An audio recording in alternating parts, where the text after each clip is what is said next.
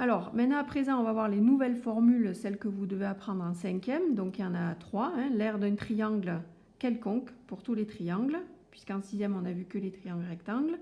L'aire du parallélogramme et l'aire du disque. Alors, normalement, je vous ai mis une série d'exercices sur la BOMEP aussi pour vous faire découvrir les formules, mais là, je vous les donne et vous pouvez les noter et bien sûr les apprendre. Donc, l'aire d'un triangle, la formule générale, c'est la hauteur fois la base divisée par 2.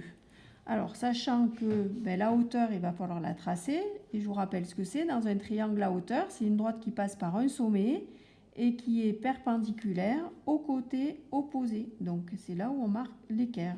Donc là, c'est H la hauteur, et tout l'autre côté qui touche l'angle droit, c'est B, c'est la base. Voilà.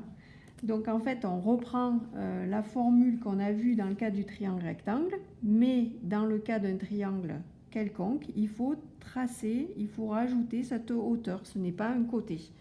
Alors si je calcule ici l'aire de ce triangle, alors pensez toujours à marquer ce que vous calculez avec un grand A majuscule, la formule de base avec les lettres, H fois hauteur divisé par 2, et ensuite vous remplacez par les valeurs numériques. Donc là, si je compte 1, 2, 3, donc ça me fait 3 fois la base 1, 2, 3, 4, 5, 6, 7, 8, 9, divisé par 2. Donc ça nous fait 27 divisé par 2, donc ça nous fait 13,5. On part en centimètres carrés. Voilà, donc là, retenez bien cette méthode, apprenez bien cette formule. Voilà.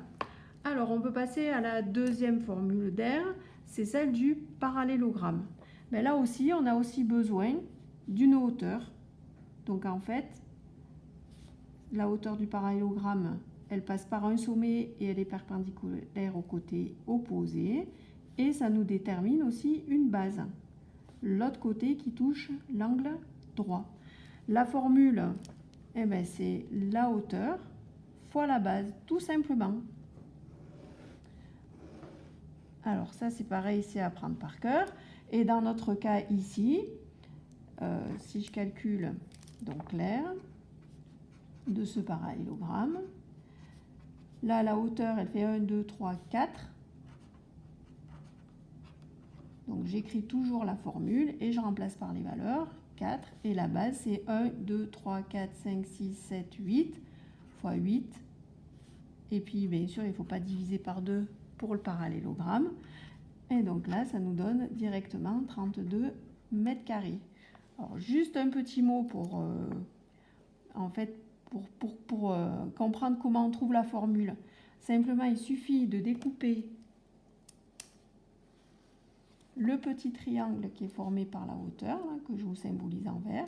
Si ce triangle-là, on le découpe et qu'on le colle de l'autre côté du triangle, en fait, on se rend compte, donc on enlève celui-là, on le met là, qu'on a un rectangle, ça nous forme un rectangle.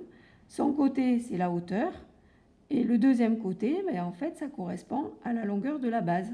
Et on retrouve en fait l'aire du rectangle, c'est-à-dire longueur, voilà, largeur. Voilà comment on trouve la formule de l'aire du parallélogramme.